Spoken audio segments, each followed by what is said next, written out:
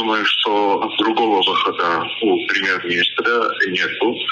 Он готовится к выборам 2026 года, и это вопрос выживания для него. И вот церковь — это как бы главное событие, с помощью чего он может показать свою власть. Если он сможет сместить, скорее всего, католикоса, он этим хочет показать, что у него полное влияние в обществе и вообще в стране. Потому что церковь — это по сути, единственный институт, на которого у него нет влияния. И та часть общества, для которых премьер-министр и его идеи, его политика неприемлема, они как бы уже защищают церковь, защищают католикос. Это как бы главный бой перед выборами 2026 года. Я не думаю, что премьер-министр отступит. У него нет другого выхода. Он должен идти до конца. Несложно сказать, чем завершится, но это все надо рассматривать в логике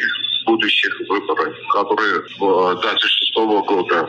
А чем завершится, я не знаю, но мы должны четко понять, что вопрос не в церкви, а идет политическая борьба.